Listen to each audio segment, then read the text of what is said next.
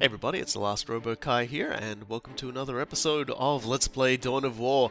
Last time we ventured out into the fringes in the forests and jungles of Tartarus to punch some orcs, which we did very quietly, and now we're coming back for a well-earned rest at the city of Magna Bonum, which is apparently Latin, which means great, as in large, good. And joining me, I just heard Magnum Boner. yeah, well, you know what? If you like defensive missions, this one might give you that. And obviously, I'm joined by Cool Guy. This is basically what Space Marines call downtime, is a defensive mission, because you can kind of catch a few Z's in between waves. And it's still a very, very Warhammer 40,000 kind of defensive mission. But we'll get into that when we get stuck in, which I say might as well be right now. The Ork invasion is far more serious than we originally imagined. The Imperial Navy, with the help of the Blood Raven's battle barge, the Litany of Fury, has regained tenuous control of the space around the planet. However, the number of Ork troops and supplies that have reached planetside far exceeds our original estimates. The Ork menace has spread throughout the low-population areas of the planet. Civilians are fleeing in mass to the cities, where they hope the higher concentration of Imperial Guard can protect them. Due to our recent actions, we were able to destroy several Ork forward encampments and kill many of their leaders. So we can expect at least a brief respite from further Ork attacks in this area. The Blood Ravens have returned to the capital city of Magna Bonum to prepare the defenses during this downtime. Downtime with the Magna Bonum. I'm just kind of like pointing out they're all fleeing to the capital city, but really they should flee to the top right there, because like there's people there. Look, there's no orcs around there. Like I'll even point it out. See, go there. Yeah, you idiots. I mean, you had a full strategic outlay of the situation. Brother Mateel, 2nd Squad is to man those buildings opposite the market streets. Go! Brother Tantheus, take 9th Squad and shore up our defenses along our southern flank. We need those gun emplacements operational.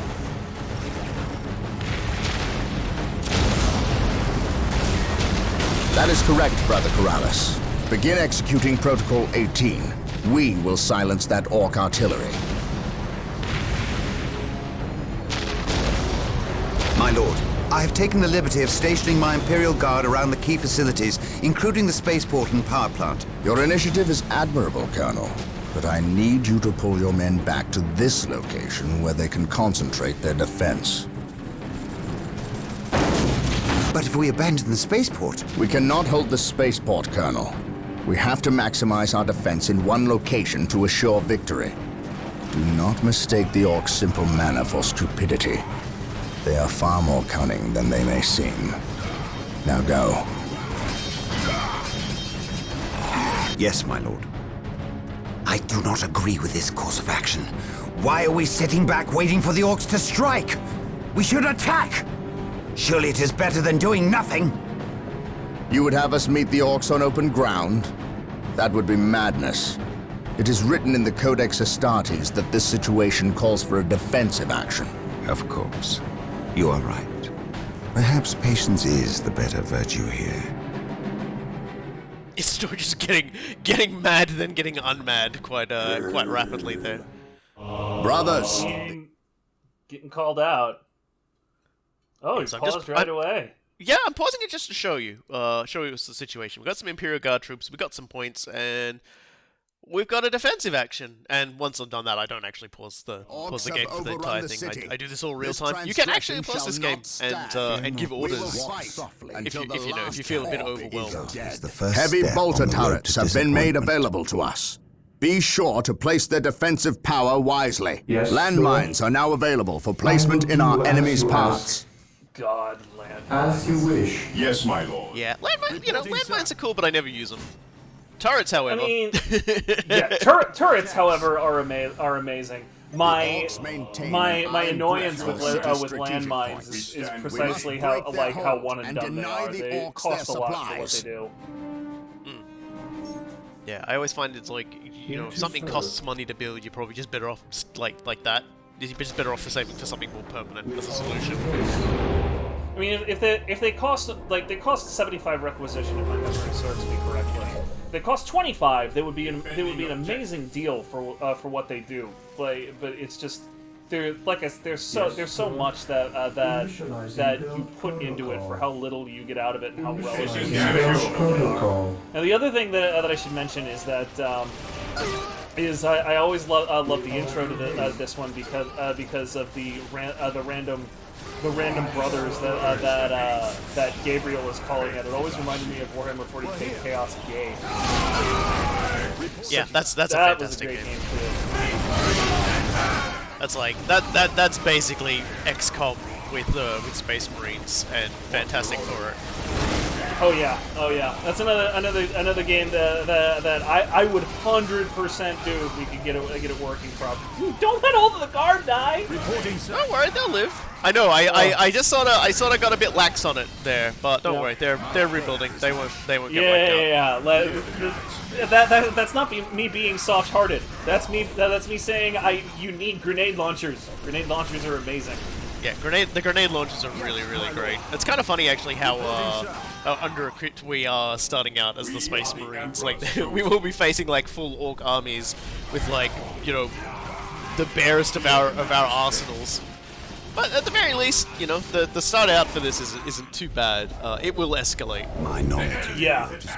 Yeah. This particular mission, I actually thought like initially that the last mission was going to be this defensive action, because I like this one is burned into my memory. I very nearly lost entirely the first time that I played this game. I lost those initial strategic points before I got my act together and pushed back out. It was a wonderful back and forth. Yeah, you know, you might think, oh yeah, I got my turrets up. It's okay. Look at here's the civilians. Look how small they are. Zoom. They're small even compared to the Imperial Guard, honestly. But I guess they didn't want them to get too much in the way. Some of them will get stuck on your turrets. In fact, the turrets put down by the game at the beginning, they will get stuck on, which is kind of 100%. Happens literally every time. See, look, we're getting them back. They're still mostly alive. Yeah, you were down to one, and I think that last unit had like yellow health or something like that. All you need is one. Yeah, let's not talk too much about that, I suppose. Yeah, so I thought, you know, at the beginning of this, to kind of hang out and just sort of, you know, watch things as they happen, and of course then also sit here waiting for me to get enough money to put something down. I talked about this in the first episode, that this is a thing that will sometimes happen if you just right-click a huge number of troops, but I don't mind. I need to build myself a squad to go capture the points that are in my own base areas, but I did kind of want to. I didn't really want to pull anybody Static defenses away. Are not fantastic in this game. Like they're wonderful. They're wonderful for basically cheating around your troop cap, because obviously like the troop cap is actually pretty oppressive in this game. Static defenses don't matter or don't count towards any of that.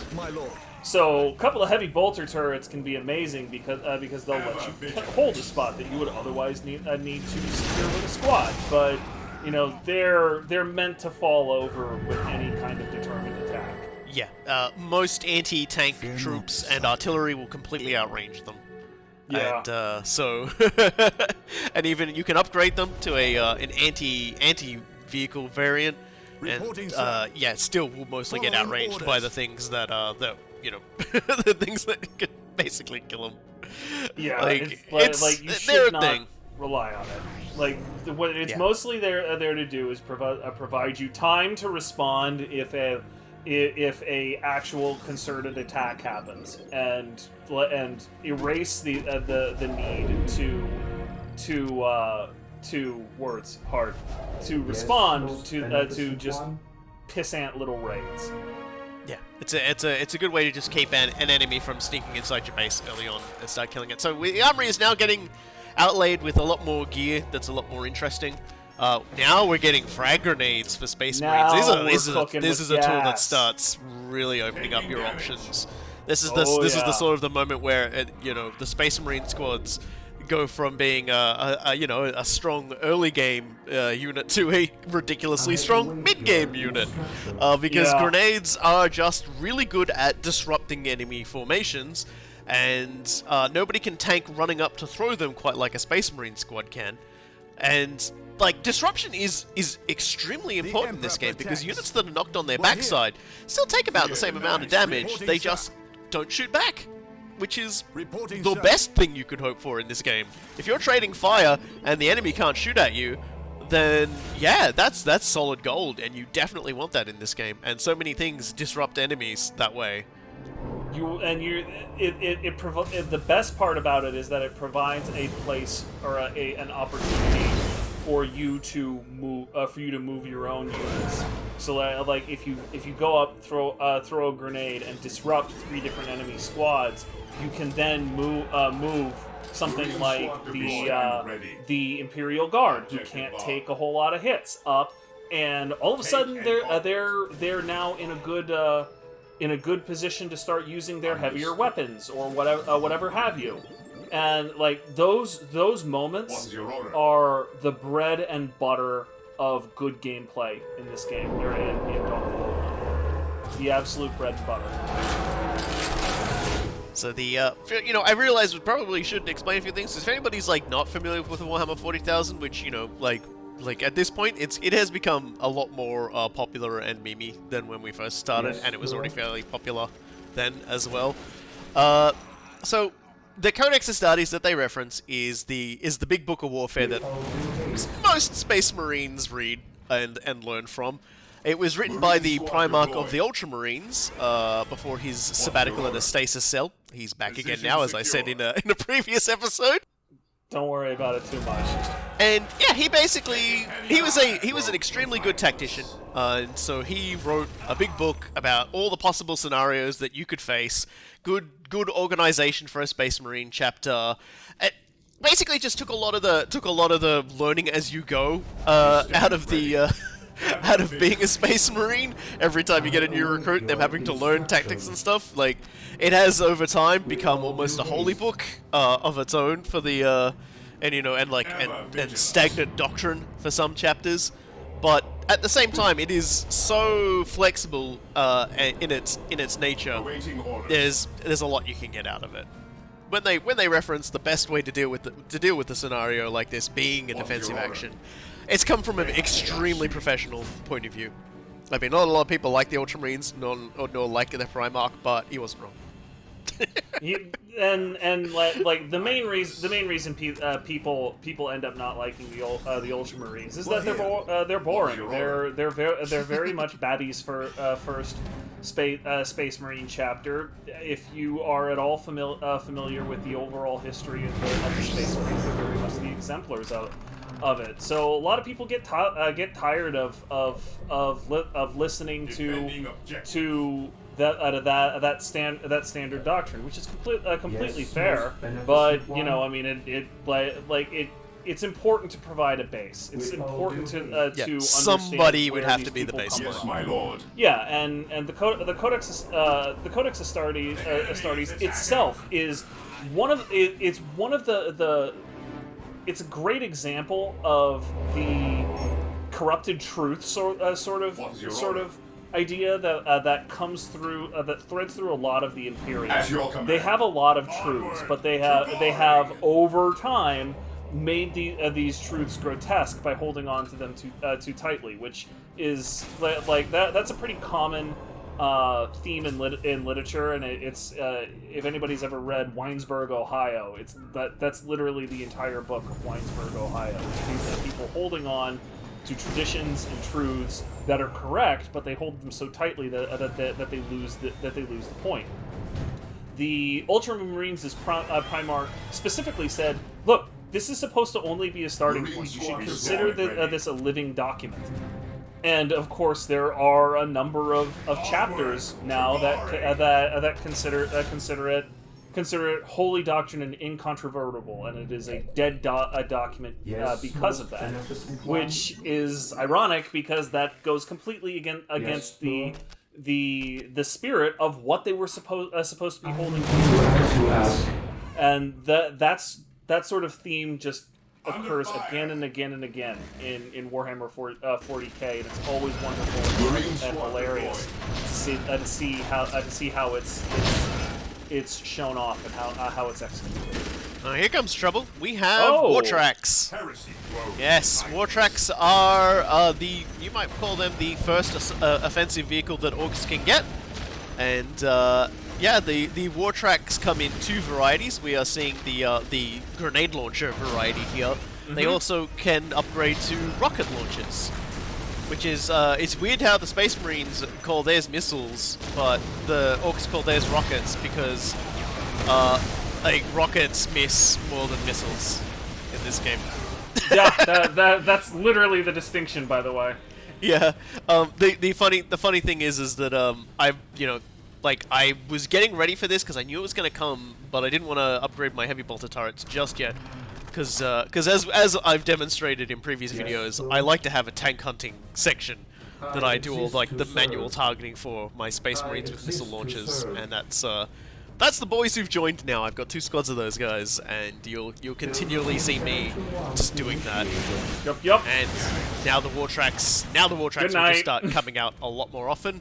I believe they will get upgraded further to the rocket ones after a while. I can't remember. But yes, we can sort of see it's not always 100% accuracy on these things. Particularly when they're in cover, like the war track is smaller vehicles can benefit from cover in this game, which I don't believe was a thing in Dawn of War 2. Yeah, and unlike in Dawn of War 2, there's no front or rear armor, so basically a hit with a missile from any direction is pretty much the same. Yep, it hurts. It hurts big time. Yeah. So going in a little bit more about the Codex Astartes. The best example I said in the previous one is that the Blood Ravens themselves were created in conjunction with Games Workshop and Relic to make a unique chapter for it. And as far as the Codex Astartes goes, the Blood Ravens, they basically do everything the same sort of rote way in terms of structure and tactical readings and things like that. The major difference, of course, is in that they have an over-reliance on librarians. The psychers, such as Isidore Achios, we've got here, who has already seen a spooky Chaos Man and I guess not mentioned it, and also gotten really mad about not killing Orks multiple times now. He must really like killing Orks. Very aggressive boy that Isidore. Yeah, and I have absolutely no doubts that's pure and holy Imperial zeal, and will never come back to bite us in any I await your So another interesting factoid about the Blood Ravens is they're... Orks have built their infernal structures within the city walls. Yeah, scouted a little. Destroying these structures is vital if we are to regain control over the city. Yeah, so the reason why they take so many librarians is that the Codex Astartes, highly recommends gathering of intelligence in situations in order to do stuff, but the Blood Ravens do it differently by essentially having their psychers do a lot of scoping out of the scenery beforehand, which has led them into conflict with other Space Marine chapters, most famously the Space Wolves. At least on one occasion, a Space Wolf member has violently assaulted a Blood Raven commander for over-reliance of psychic intel gathering. That's in the lore. Yep. It's only for the best that the Blood Ravens have never canonically had a whole lot of interactions with the Black Templars, because the Black Templars would react even more poorly. They just see all of these librarians and all of this psychic bullshit, and they just be like, "This is some chaos shit right here."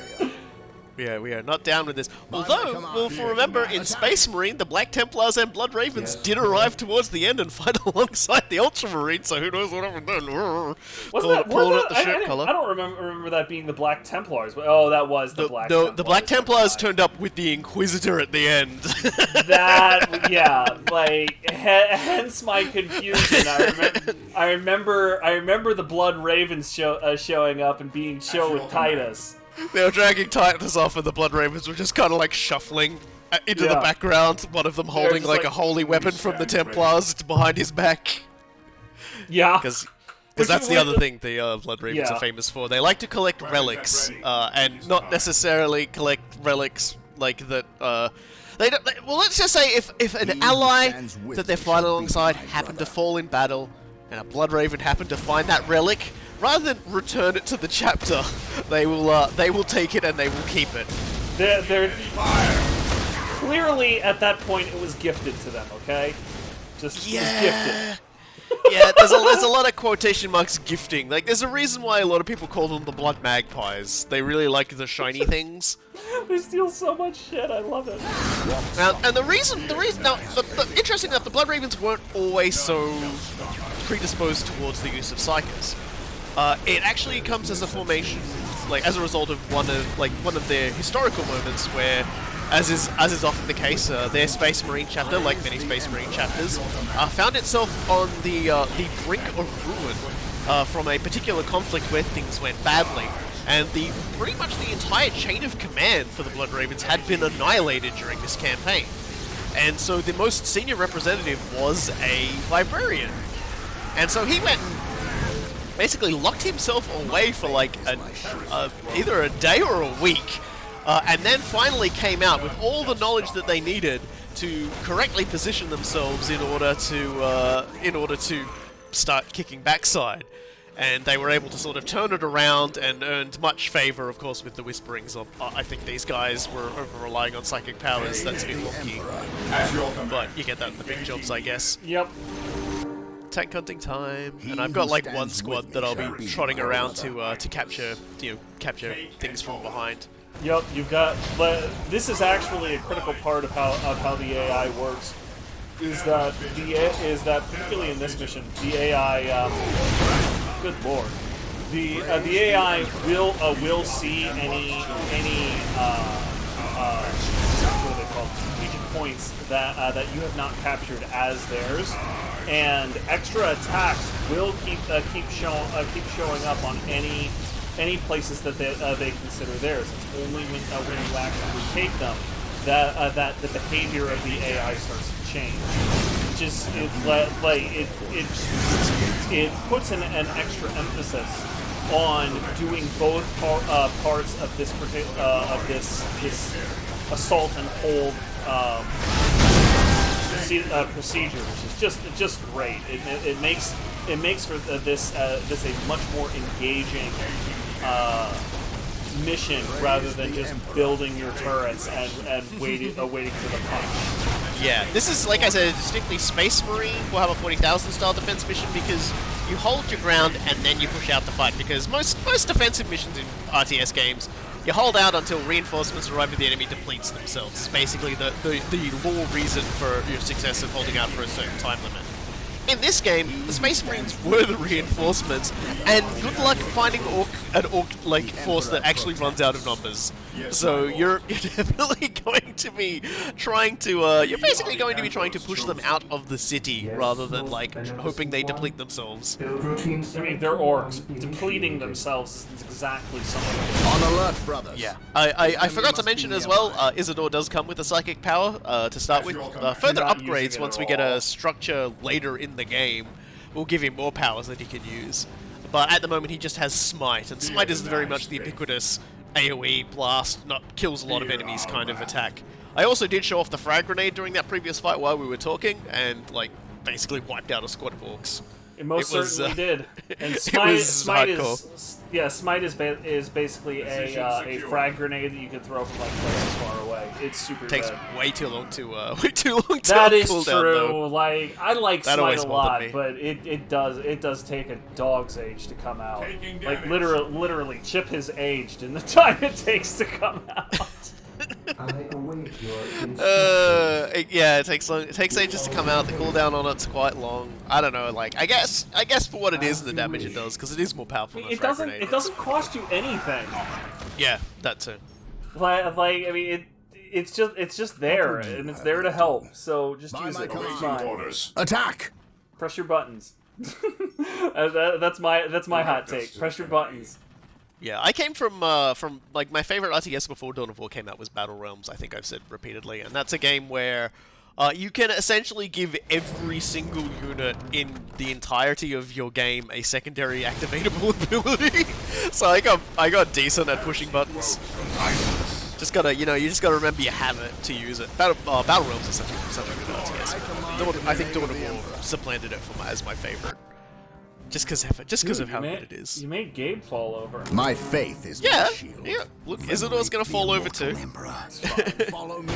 Yeah, like I said, I don't really pay attention to their health or anything like that because, well, they're immortal. There's no, unlike every other game where you've got commander characters, these guys dying, the game doesn't care. It just brings them back. We must recover the structure and any survivors.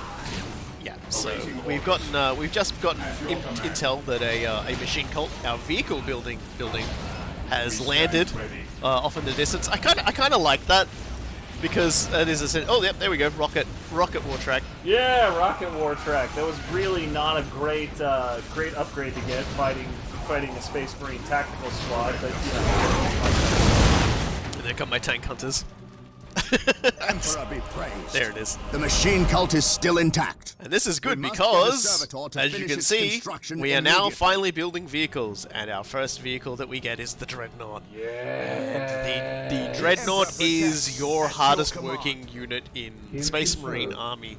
It is a veteran of countless campaigns who has suffered injuries that, it hasn't immediately killed them, and so they can be put on life support, but they're well beyond repair. Not even bionics could really fix them up.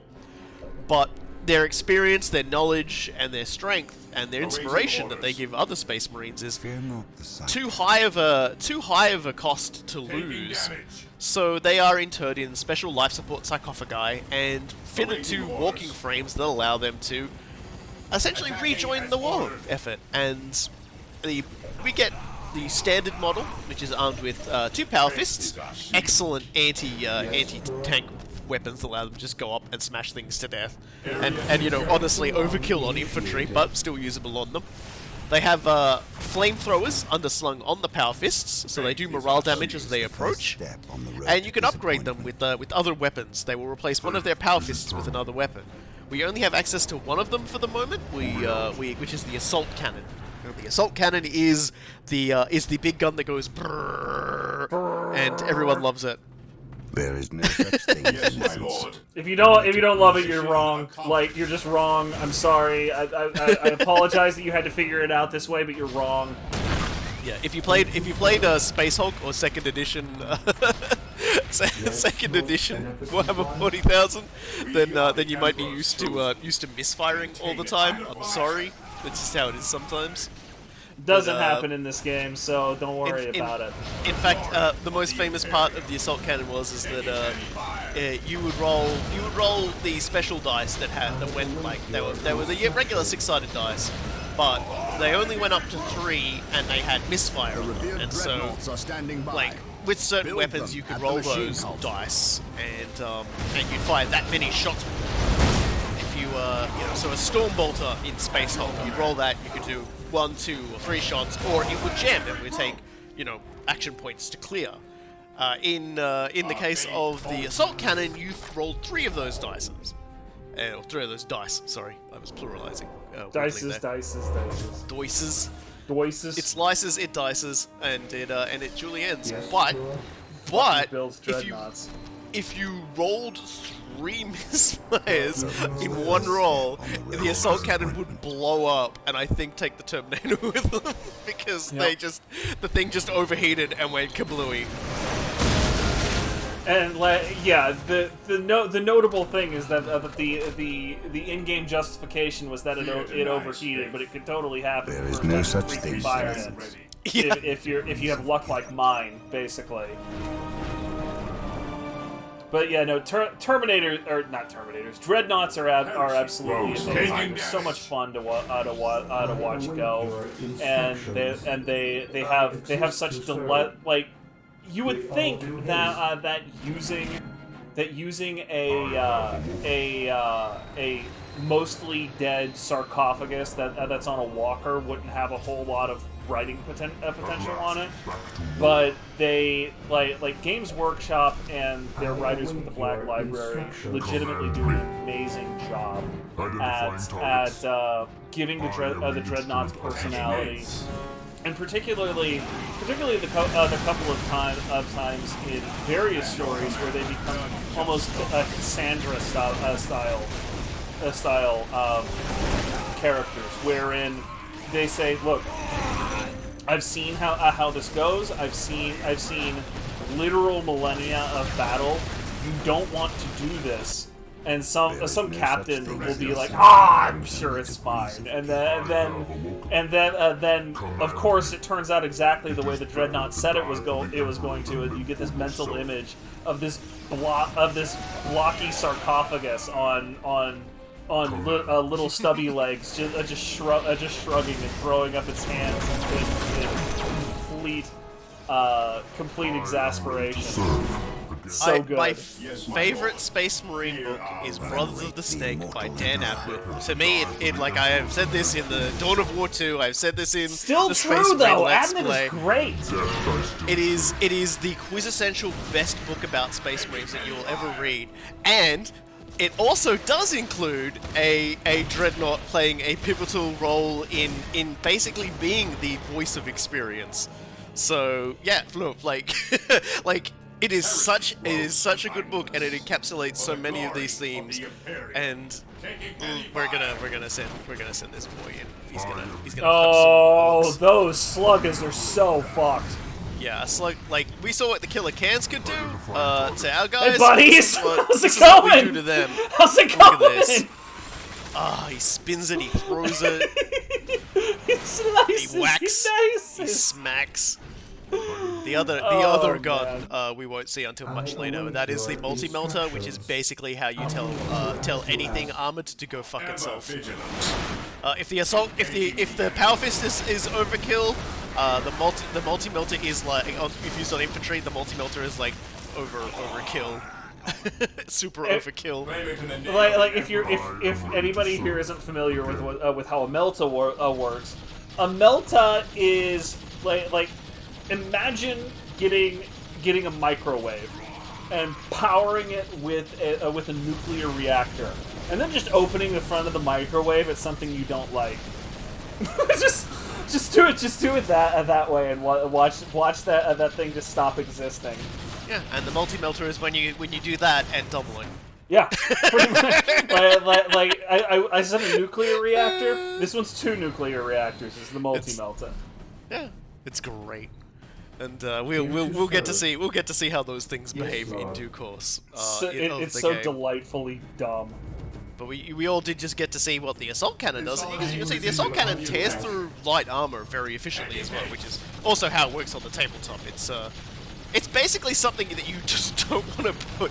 You don't want to put anywhere near it. And the advantage of a dreadnought is that it can move while firing, and it's quite solid. It's very difficult to get through it. These Orks just like they will never stop coming.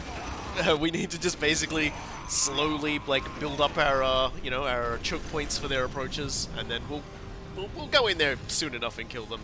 Y'all probably notice we're getting into the last 10 minutes, and that's when we will be pushing out. I took this mission pretty slow because I kind of wanted to talk about how much I still like Warhammer 40,000. Still really love this game. It's and I have you all captive. Yeah, don't forget, you're here forever with us. Don't touch that pause button, I swear to God. Swear to God! Don't worry, Control W we've doesn't lost exist. so many servitors in this mission too. They just keep getting exploded, trying to repair turrets while getting shot at by buggies. Servitors are just like condemned criminals that have been so extensively remade that they're hardwired to obedience, and the only thing that exists of them anymore is a couple flecks of their skin and most of their brain? Question mark. It doesn't matter if they die. Some Space Marine servitors are also made up of particularly fail-hardy failures in Space Marine trials. Because the certain Space Marine chapters have very weird sort of trials that they do their own thing with, and they might not necessarily want other people to know what they're like. So, say you had your trials, but you lived though you failed. they might keep you around as a servant, but if you ain't even good for that, then they might just make you a servitor. Right. It is not a fun. It is not a fun. No, the Imperium it sucks, guys.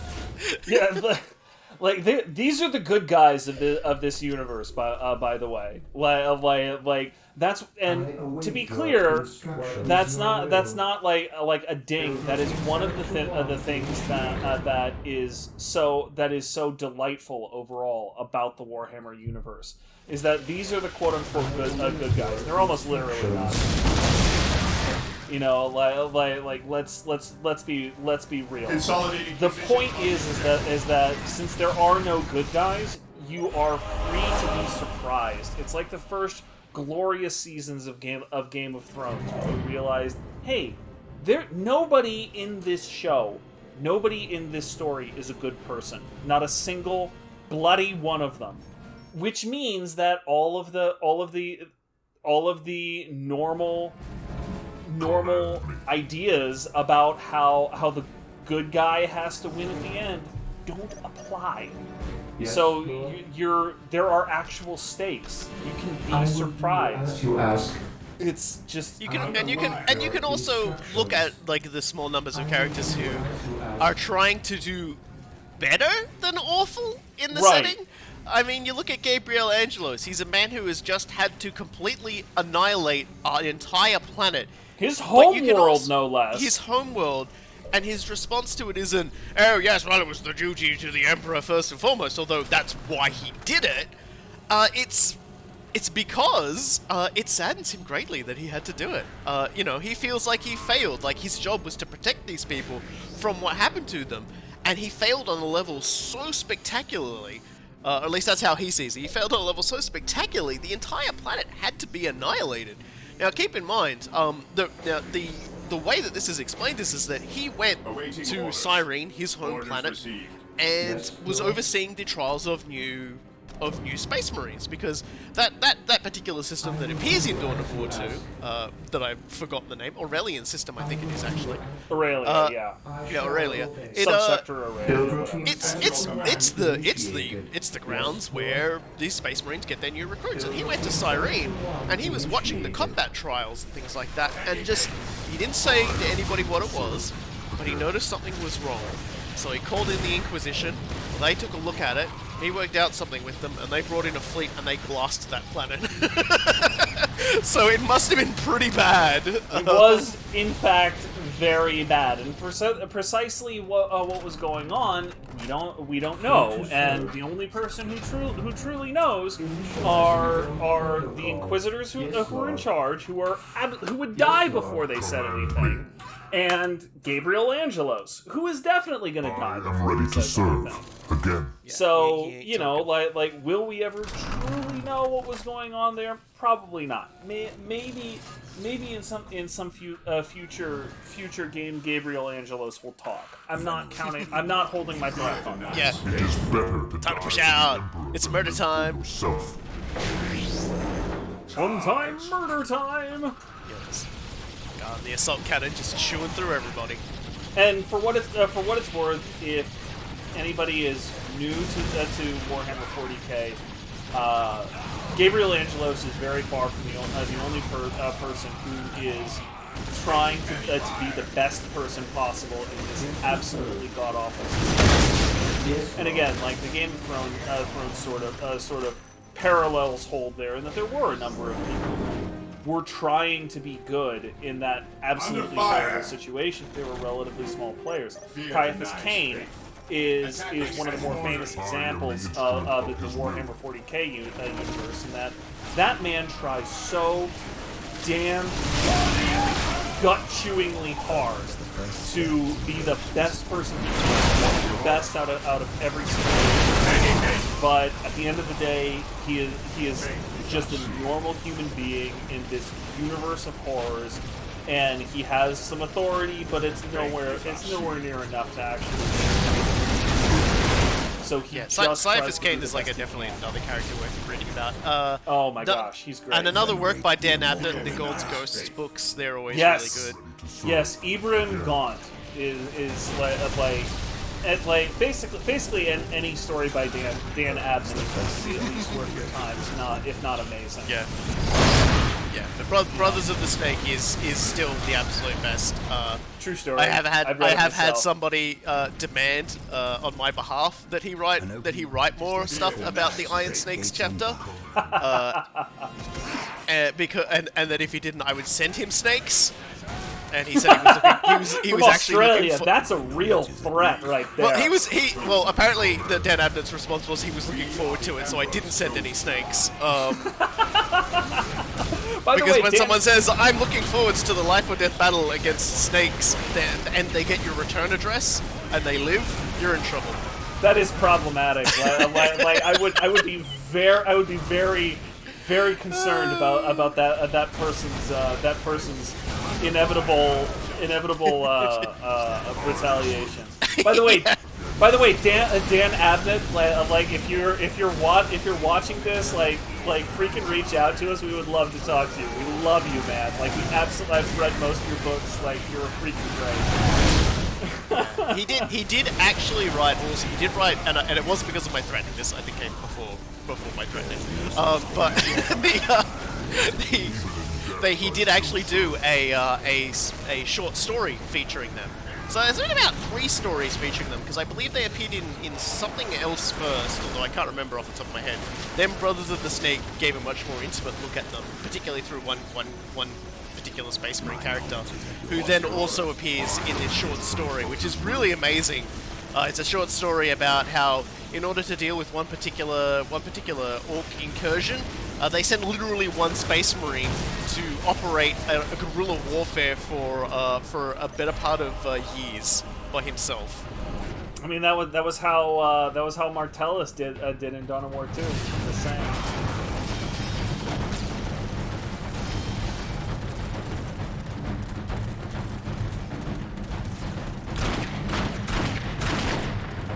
Knock it off, all of yous! We's moving out. We's not gonna stay and fight. I's the biggest Ork here, which means I's the leader of yous lousy bunch of gits. We've been waiting to fight these Marine boys, and we's gonna stomp them butt good. To do that, we need the strength of all the boys, not a small, weak mob of rats like yous boys. Use your skull for something besides thumping. We's Orks, and we's were made for fighting and winning.